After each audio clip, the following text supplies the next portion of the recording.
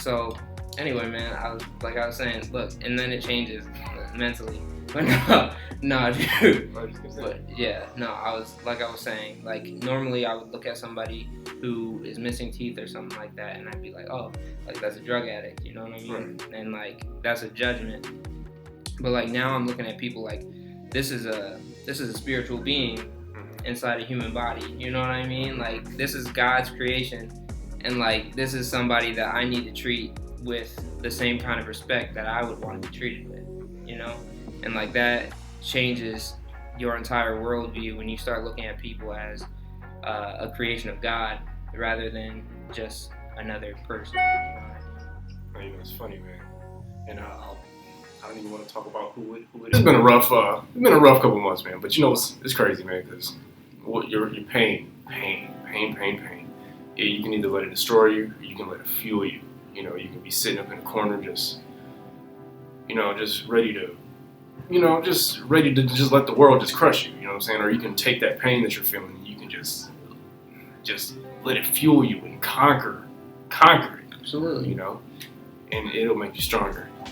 And I've had to do that. And the thing is, I've gone through a couple things that has actually brought me closer to God. You know, he's given me. It's kind of like he made me go through these things, so I would draw closer to him. He knew that that's what it took. Yeah. You know, so God works in mysterious ways. And I'm definitely glad to be where I am today.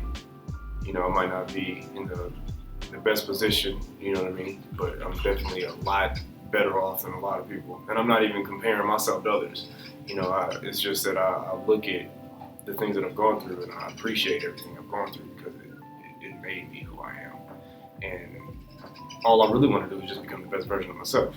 So it's true. And there's power in that. Like you said, like there's power in not letting fear crush you, man. Like to use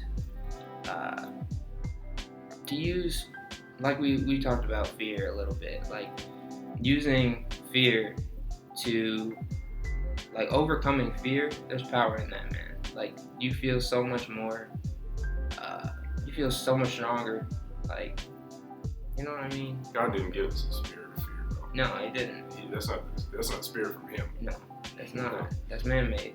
It's man-made. And like fear is just an illusion. Like it's a way to control us. It is. It's a control tactic. And I mean, if you want to dig a little bit deeper, like I know a lot of people don't want to talk about this, but it's real. And like I think like the way that parenting needs to change, bro. Like I think like we have this idea that we have to instill fear in your children. Instill fear in our children. And so when we say do this, or you know what I mean, do threatening, you know, then they're not doing it because they want to. They're not doing it because they respect you. They're doing it because they fear you. And like at that point, are they even like, is this their own free will? Like, or are they just doing everything out of, oh, if I don't do this, you know what I mean? And so like I think that's honestly like, and when we don't heal from that, because the people who have gone through that, when they don't heal from that, they like, I don't know, man, I think we grow up in our adult lives operating in that same kind of manner. You know what I mean? We grow up operating in these like fear prisons, bro. Like isn't that crazy? Like prisoners of our own mind. You know what I mean? We're walking around like, oh, I can't do this because if I do this, then, and like what? You know what I mean? Like what is gonna happen to you? Like nobody's gonna come out of the blue and backhand you. You know what I mean? Like old Debbie on the line isn't gonna come down and smack me in the face because I messed up this part. You know what I mean? Right. But I'm over here tripping because like I'm fiddling with something and like I'm like, I don't want to make a mistake. If I make a mistake, what? You know what I mean? If I make a mistake, what? It is my mind. It's like I think yeah, man, people just have to heal those wounds, those traumas, because and the way parenting needs to change for sure, because if it doesn't, we're just gonna have a giant collective of people that are scared. That's it, man. Scared to live their lives. Scared to live their lives. Scared to live their lives. Scared to improve themselves to be anything more than working a job that they don't want to be at. And the thing is, when it comes to fear, I don't think a lot of parents try to instill fear in their children. I mean, some of them might, but I don't think that's the goal. I think the goal is just to try to get their children just to listen to them or to obey authority by any means necessary. Right. I don't think they see it that way. Right, of course not. Right. But the thing is, it does have a detrimental effect on the children, because now they feel like, oh, well, if I do this is going to happen to me and this and that, and the consequences are, minor at first, but as a child gets older, they're faced with, they're faced with bigger decisions that they have to make. And then now they're thinking of all the possibilities of things that can go wrong. Like when a child's first born to, I don't know, age 4, age 5, what are they doing? They're jumping around, they're crawling, they're putting everything in their mouth. They have no fear of anything, and then the parents come along and instill the fear in the child just to try to get the child to fall in line with the way they feel that their child should be. And I don't think that's right. I don't think it's right either, man. I heard something from I think it was a comedian, but yeah, he was talking about how kids, like you said, they have no fear, man, no fear at all, and they just imagine everything, man. They create their own worlds, they really do, and they're a kid might jump up on a table, and to them in their mind that table is, this is a mountain. I'm king of this mountain, and they're just having a good time, no fear at all. Then a parent comes along and says, hey, don't stand on that. Get off the table. Don't stand on that table. I'll beat your butt. You know what I mean? And then suddenly it's, I'm scared to have fun now. You know what I mean? It's it becomes a thing where it's an attached trauma to having a good time. It's wild, man. It's like an attached thing. Suddenly you're in your psyche up here. You're having a good time means somebody's gonna come out the blue and yell at me for it. You know what I mean? And then you're scared to have fun. It's crazy, bro. It really is. People are scared to have fun, and if they see people having fun, they don't know how to react to it because, being happy, having a good time, it's the world has fallen into this pattern of negativity, because the only thing that we've ever known, the only thing we've ever taught is negative reinforcement. If you don't do as I say, or if you don't follow this rule, then a negative consequence will happen to you. Nobody ever tries positivity. Nobody has ever seriously tried to conquer something that they don't like with love, bro. Nobody has ever tried to fight negative with positive. Everybody fights negative with negative. I mean, even if you look at things like Black Lives Matter, the Asian conflicts recently, people use hate speech. People actually use hate speech to try to stop negative things. Does that make sense? So Black Lives Matter, people are burning down buildings to try to stop discrimination and hate. How can you fight hate with hate? You can't. But the thing is, fire with fire. People don't promote love. Exactly. And they should. They should. You know what I'm saying? Because every problem that we have, if people just taught people how to love other people, we would conquer everything. Everything. The thing is, they don't want that. Exactly. It's dangerous. It's dangerous. People don't want love to become a thing because that is the most powerful weapon in the world, and it is not being talked about, man. That is the most powerful weapon in the world. No, go ahead. I was about to say, man, if we loved other people like we loved ourselves, that would be it. That'd be it. That's it. That's right. If we did that, then we'd have no problems. There would be no problems. No problems. No laws. No.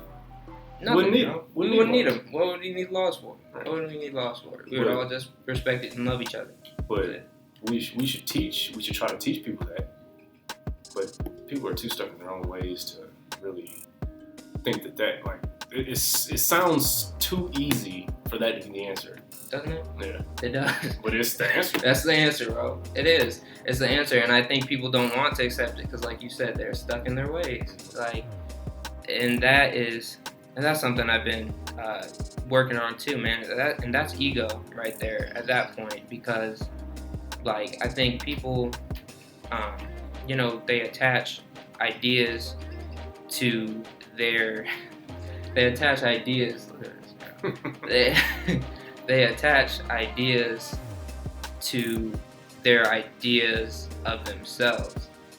And so like, if this is my belief and this is who I am, Right. if you try to change my belief, you're trying to change who I am, and I don't like that. Right. I got you. Yeah, people attach their own identity to their beliefs, and they shouldn't. Exactly. Yeah. Exactly. Because honestly, you're not anything but your spirit. That's it. That's it. You're nothing. You're not your ideas. Right. You're not your ideas. You're not your silly beliefs. You're not your own reality that you have in your head. Like, this is reality right here. Like, me talking to you, like, I used to, like, for the longest time, I had really bad social anxiety, bro. And, like, I still struggle with it sometimes, too. You know what I mean? But it's like, the social anxiety that I was creating it. You know what I mean? Like, it was my own traumas, my own fears, my own, what if I say the wrong thing? What if I do this wrong? You know what I mean? And it's just like, when you ignore all of that, when you ignore the beliefs that you tied to yourself for so long, and you just, like I said, operate like spirit, and you just talk to people, it's like anything, your ego just disappears, bro. It's like, it's crazy. It's like you're a whole nother being, man. Dude, if we could get rid of our ego and if we could let go of our pride, bro, man, think about how many opportunities we miss out on just because we let our pride get in the way of something magnificent. You know, and there are a lot of times when we let our pride get in the way of relationships that could have been better, could have been worse, you know. And if someone just swallowed their pride and just told somebody that they were sorry because they knew they were wrong, just think about all the heartache you could save and all the problems you could just deter, you know. Man, it's kind of like, man, you just got to become the best version of yourself, man. Do whatever it takes to become the best version of yourself.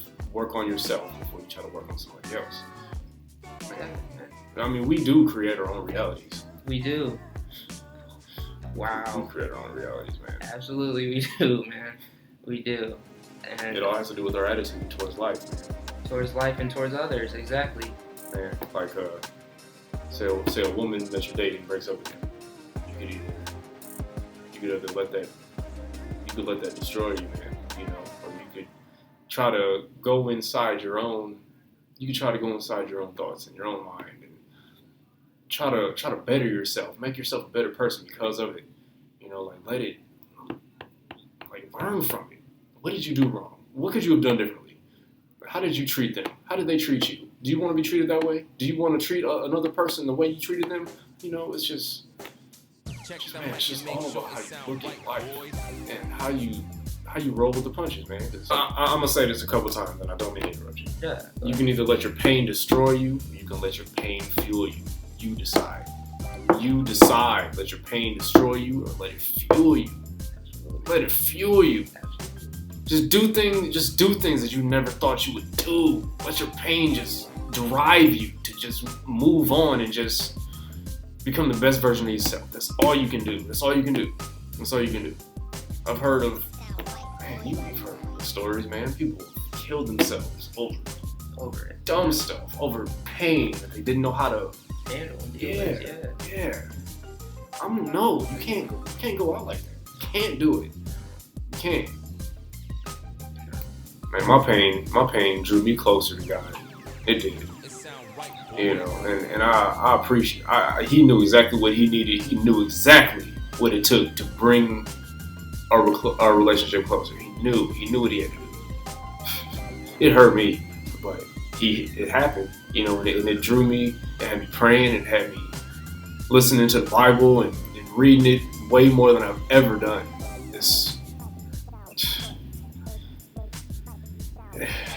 It doesn't matter what you're going through. God never leaves us. We always leave Him. You know what I'm saying? If there's ever a time you don't feel like He's around, it's because you left Him. He ain't never left us. Never. He's always there when we come crawling back to them because we did something stupid.